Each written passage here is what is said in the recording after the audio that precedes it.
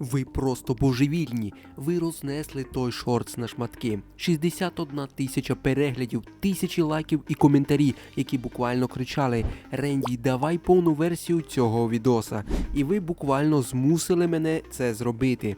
Тож сьогодні жодної води, жодних банальностей з Вікіпедії Бравлу. Сьогодні я пояснюю, хто реально найскладніший у цій грі і чому на цих персонажах одні гравці стають абсолютними монстрами, яких неможливо вбити, а інші просто годують суперника ультою, йдуть плакати в куток і видаляють гру. І давайте одразу прояснимо. Є різниця між складним персонажем і персонажем, на якому ти граєш ногами. Складний боєць – це той, хто вимагає від тебе мікроконтролю, макророзуміння і калькулятора в голові. Сідайте зручніше, це анатомія болю та скіла у Brawl Stars. Поїхали. Ви думали, що інтернет завжди був таким швидким і зручним? Як би не так. Уявіть, ви студент у 2011-му. У вас лише старий ноутбук, купа боргів і мрія вирватися з гуртожитку в реальний успіх. Саме з цього починається SEO or Die. Це не просто гра, це ваш особистий тренажер успіху в інтернет-індустрії. Ви пройдете шлях від перших копійок на сумнівних текстах до масштабних проєктів, де кожна помилка – це мінус бюджет, а кожна перемога – це крок до крутого життя. Цікаво, чи змогли б ви взагалі вижити в інтернеті, де все тільки починалося? Давайте перевіримо. Демка вже є в Стімі. Додавайте гру у вішліст в Стімі прямо зараз, щоб не пропустити реліз. Посилання залишу в описі на гру, тому переходіть. І станьте легендою інтернету, поки це не зробив хтось інший.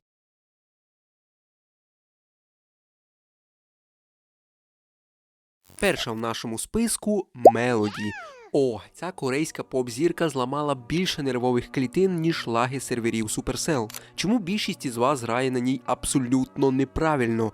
Бо ви граєте на ній як на Едгарі. Ви бачите ульту, у вас червоніють очі, ви тиснете буквально три одразу атаки прямо в обличчя ворожого була і випаровуєтесь за мілісекунду. А потім сидите й думаєте, чому вона не наносить ніякий дамаг? Та тому, що Мелоді – це не танк, вона математик. Уся суть цієї героїні – це таймінг і дистанція нот. Її шкода знаходиться не в її модельці, а на орбіті навколо неї. Як грають топи? Вони не влітають у ворога. Вони влітають поруч із ворогом. Вони тримають суперника рівно на тій лінії, де крутяться ноти. Якщо ти підійшов занадто близько, ти труп. Якщо ти відійшов занадто далеко, ти не наносиш шкоди. Твоє завдання – ідеально мансити на міліметрах від хітбоксу ворога.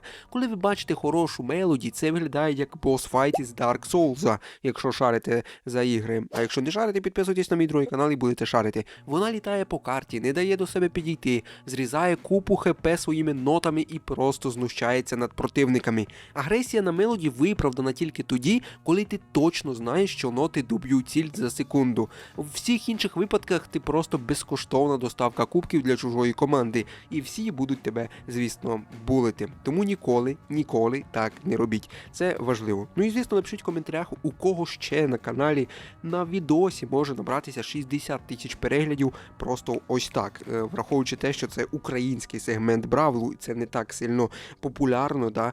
Це просто щось невероятне. Ідемо далі. Міна. Персонаж, який перетворює Brawl Stars зі звичайного шутера на тривимірні шахи. Я ненавиджу грати з поганими мінами в команді. Чесно. Знаєте чому? Тому що погана міна виглядає як людина, яка воює з привидами. Вона стоїть на базі і просто кидає атаки кудись туди, в екран. Просто навмання. З надією, що ворог випадково спіткнеться і впаде на її снаряди. Це максимально жалюгідне видовище. Коли міна тільки вийшла, у мене був ролик на каналі, і я скажу, мені сильно сподобався цей персонаж. Да, на ньому я грав свій час досить непогано, і це був мій, і до сих пір являється найкращим і найулюбленішим бійцем. Хоча сам на міні грати я не сильно сказати, що вмію. Слухайте сюди, на цьому персонажі не можна цілитися туди, де ворог стоїть зараз. Ти маєш цілитися туди, куди він піде через пів секунди. У мене на міні максимальна гра була 23 перемоги без поразок підряд, що в принципі являється моїм рекордом особисто на аккаунті. А ви напишіть в коментарях, який у вас рекорд по вінстріку, буде дуже цікаво почитати. Це називається контроль простору.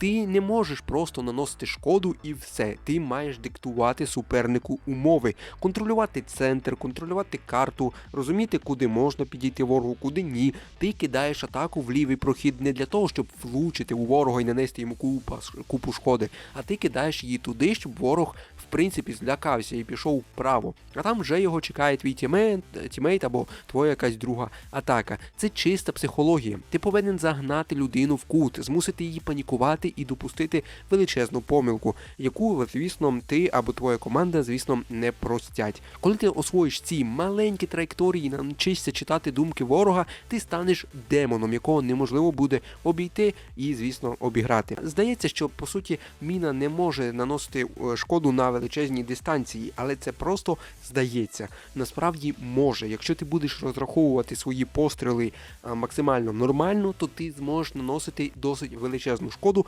на досить величезній дистанції. Але до того моменту ти просто клоун, який стріляє по повітрю і максимально жорстоко заважає своїм тімейтам в грі. І, звісно, ти не використовуєш свого персонажа і його потенціал на максимум. Тому до цього також варто придивитися. І ось ми підходимо до нього. До неї, Кадзе, персонаж, який просто ламає мозок новачкам і відправляє їх у глибокий кут. І лютий нокаут. Коли вона тільки вийшла, мене сильно бомбило, тому що я не міг зрозуміти, як в неї правильно грати. І пушити її було досить складно. Я запускав стріми, я дуже багато часу потратив на те, щоб апнути на ній максимальний ранг. У чому головна проблема Кадзе? Взагалі.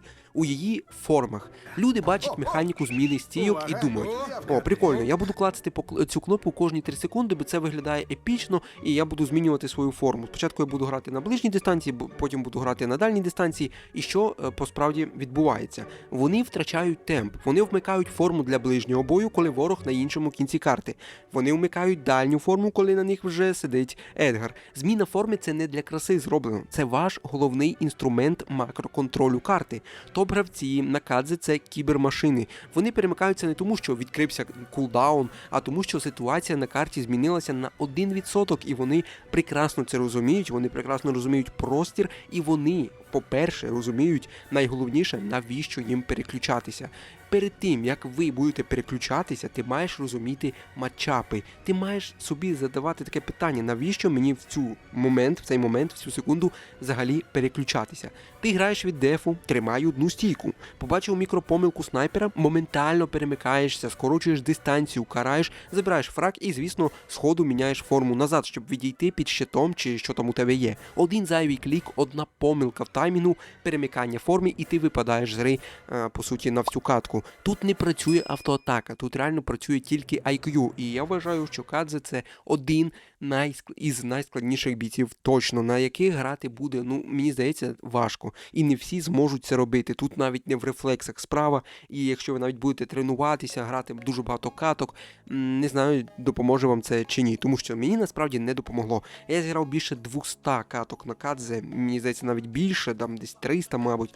І мені це ніяким чином не допомогло. Як грав я на неї погано, хоча я розумію помилки, я розумію, як треба, але насправді не завжди виходить. Але перед тим, як ми перейдемо до найсолодшого, давайте зробимо паузу і поговоримо про клоунаду. Максимальну клоунаду, бо я часто бачив в коментарях коментарі по типу Ренді, а як же Едгар, а як же Фенг. Дуже багато хто писав, що на них треба вміти вриватися в атаку, і дуже важко і складно це розуміти.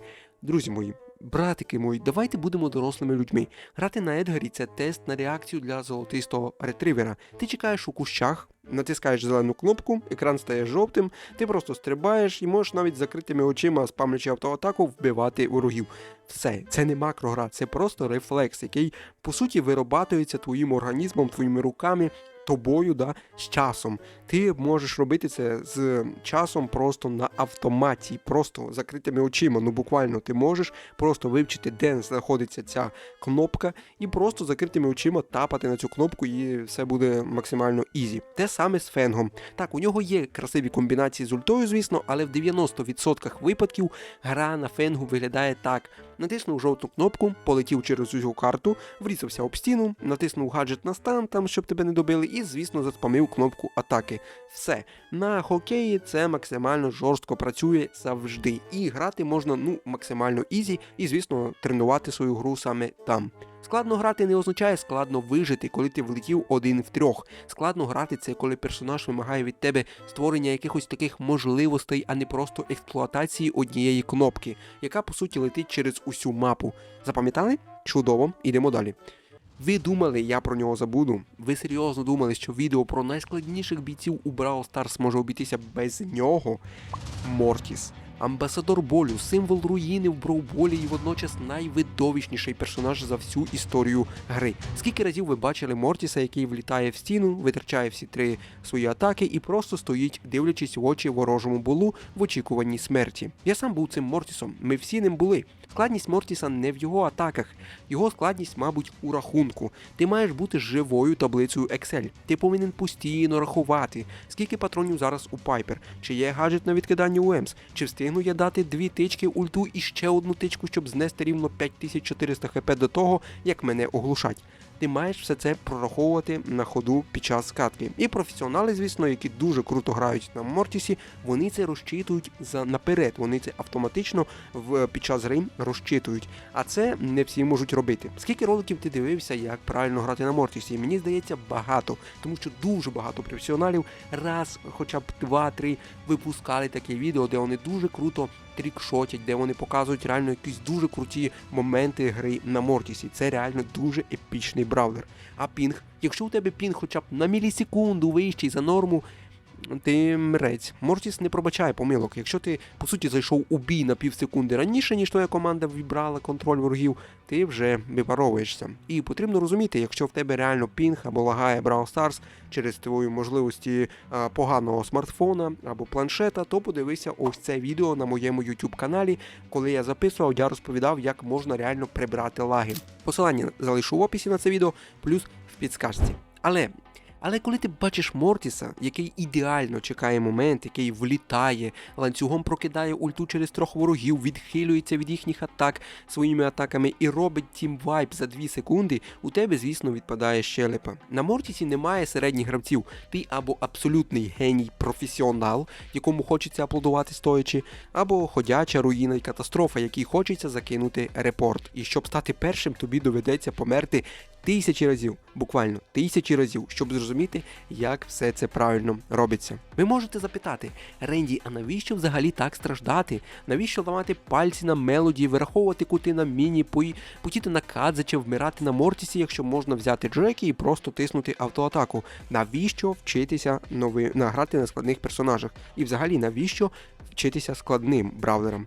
Я вам скажу чому. Тому що задоволення. Перемогти, просто затиснувши одну кнопку, це як виграти лотерею в 10 гривень. Приємно, але ти нічого для цього не зробив. А коли ти витягуєш мертву катку 1 в 3 на персонажі, де кожен рух, вимагав від тебе максимальної концентрації, коли ти переграв їх не характеристиками своїми, а своїм мозгом, ось це справжній кайф від Brawl Stars.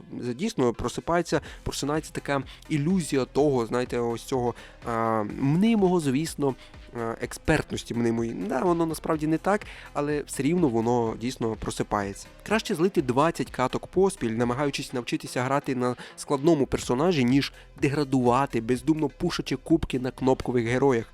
Тільки граючи на складному, ти починаєш розуміти саму гру. З вами був Ренді. Якщо цей розбір змусив вас подивитися на гру інакше, ставте лайк, бо я витратив на цей аналіз купу часу, можна сказати, 7 років. Пишіть у коментарях, хто з цих персонажів для вас найскладніший і кого я маю розібрати наступним. Ідіть тренуватися і заради всього святого не беріть більше Мортіса в пограбування. Побачимось дуже скоро. Пока.